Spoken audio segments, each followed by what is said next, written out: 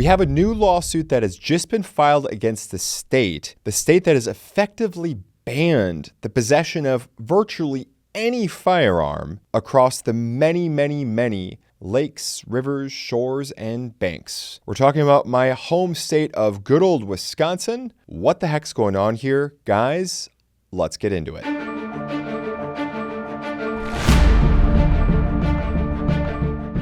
So we have a new lawsuit from our good friends at the Wisconsin Institute for Law and Liberty, who has just filed this claim against the Wisconsin Department of Natural Resources, saying that their administrative code, so this is not law passed by the elected state legislature, your state reps, your Senate, or anything like that. This comes from the Wisconsin bureaucrats at the Wisconsin Department of Natural Resources, who at section 20.05 sub 2 wrote in part, quote, "No person may possess or control any firearm, gun, or similar device at any time while on the waters, banks, or shores that might be used for the purposes of fishing," end quote. Failure to do so can result in basically a forfeiture that can go up to, with costs, close to $600. And I don't know if this is true or not, possibly forfeiture of the firearm. I say possibly because it feels like virtually every DNR statute and violation involves forfeiture of whatever it is that's involved.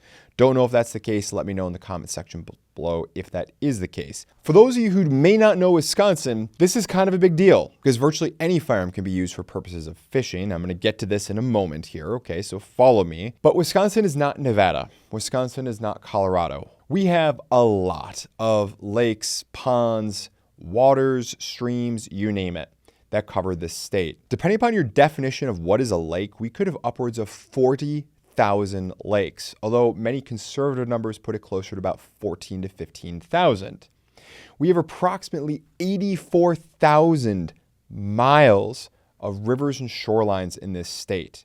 So banning possession, we're talking carry, concealed carry, open carry, you name it, banning possession of virtually all firearms has created a massive sensitive places zone all over the state, which can make it extraordinarily difficult to enjoy the great outdoors, which Wisconsin is, of course, known for, especially if you're going to be camping or if you're going to be doing anything that involves fishing, kayaking, you name it.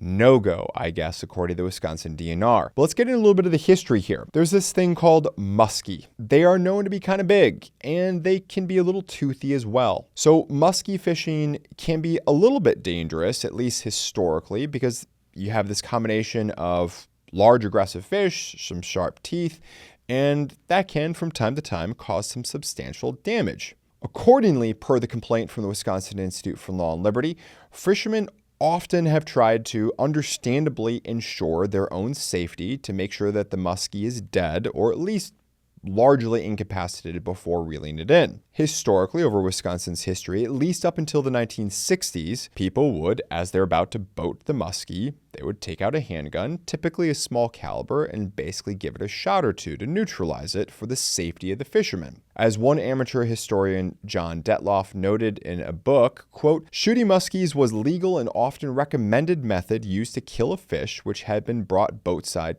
to be landed," end quote. Detloff went on to note, quote, "It was not uncommon to see a muskie fisherman walking about wearing a sidearm, almost as if it were a badge of identification as to his pursuit," end quote. In other words, muskie fishing and carrying on sidearms kind of went hand in hand. That is until 1966. In 1966, the DNR passed a code which read in part, "It shall be unlawful for any person to take any fish with the aid or use of any firearm in any manner or by any means other than angling and trolling." So it says that you cannot take the fish with use of a firearm. All right, well, fair enough if that's what they're going to ban. Separate issues here, but fair enough. So how did we get to our current state? Well, in 1999, the Department of Natural Resources basically repealed this administrative code and rewrote it. They said that, look, we've rewritten this to rearrange the sections, clarify the rules, and eliminate redundancy, as well as conflicting rules on specific waters, and to make minor substantive changes. Minor substantive changes. Well, in the process of making these minor substantive changes and clarifying these rules, they changed actually quite a bit. Because rather than making it illegal to actually use a firearm on a fish, they made it illegal to possess a firearm anywhere where basically fishing could be happening. And of course, if you follow the dots here, that effectively results in an administrative ban for possession of any firearms on or near waters, streams, virtually anywhere where there's a body of water. And if you are a builder or contractor in Wisconsin and you've dealt with the DNR and what their definition of a natural body of water is, you know how aggressive that can be. This actually isn't the only thing that's going on in Wisconsin right now. I actually may have another breaking update coming soon. Let me know in the comment field if you want me to prioritize this, because you will not believe what the Attorney General's office may have softly announced that could put thousands of Wisconsinites, possibly just like you, behind bars on felonies. You won't find this anywhere else. Let me know in the comment field below if you want to see that. I can fast track making the video on that. Otherwise, if you just caught us browsing through, show your support for the Second Amendment. Hit that like button. And of course, I look forward to seeing you all in the comment section down below. My question for you is, where do you think this is going? And do you think the Brune decision also is going to wind up applying to game and hunting laws? Or is it limited only to individual self-defense and defense of liberty issues? Let me know in the comment field below what you think. Now back to the show. As one commentator on fishing laws explained, many states actually do regulate the use of firearms in the taking of fish. But the administrative rule in Wisconsin is, quote, among the most stringent, end quote, in the country, because it goes farther by prohibiting the possession or control of any firearm that might be used for the purpose of fishing, which theoretically could be any firearm. So where's the legal problem in all this? Well, if you're familiar with what the United States Supreme Court said in a landmark decision back in June of 2022, that's the New York State Rifle Pistol Association versus Brune. That's B-R-U-E-N, for those of you driving and mowing your lawn while checking out the show here. The Supreme Court basically said, look, in order for most firearm laws and regulations to be in existence and for them to be constitutional, the government bears the burden of proof to establish the fact that these laws originate and can be found in our nation's historical tradition of regulating firearm laws, and they must be representative. So you can't cherry pick what some obscure town did 150 years ago and say good enough. They must be representative. So here we're talking about two administrative codes, not even laws, but we're talking about two administrative codes, one coming from the mid-60s and then, of course, clarified to be completely changed in the late 1990s.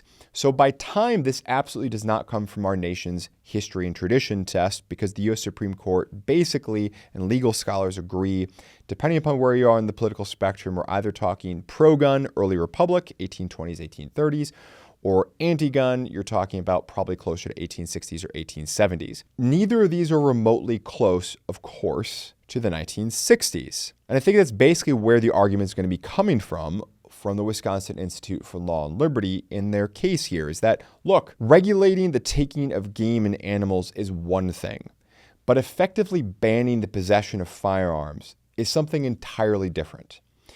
Where I think this is going to go at the end of the day is that this law will probably be struck down or reimagined somehow, some way, to make it so that you cannot use firearms on fish under this administrative code.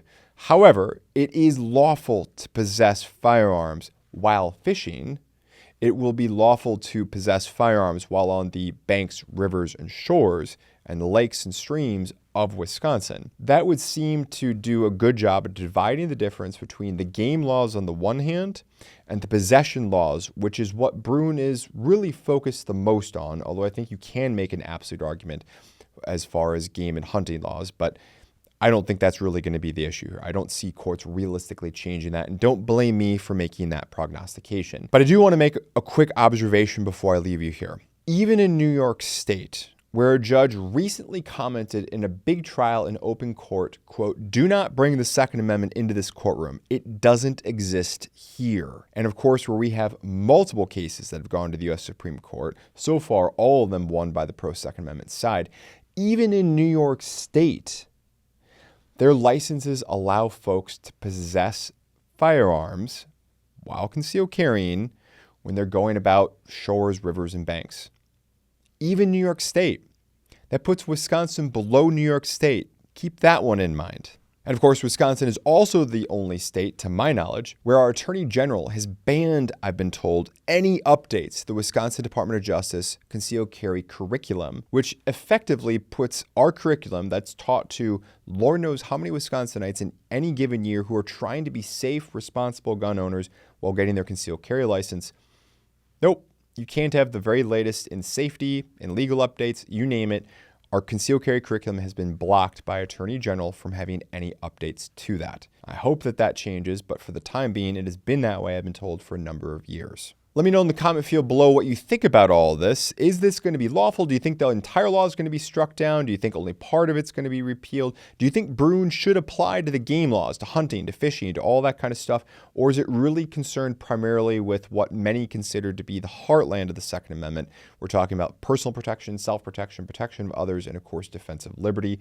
Let me know what you think about all that as we head into our quote of the day. This one comes from one of the best, Marcus Aurelius, quote, "Pain is neither unbearable nor unending, as long as you keep in mind its limits and don't magnify them in your imagination," end quote. I appreciate seeing you here today. I appreciate you sticking around to the end. I will see you in the discussion field below in the comments section and in the next one. Take care. Thanks for sticking around to the end of the video. If you enjoyed this one, please feel free to check out some of our other great content, and we'll see you in the next one.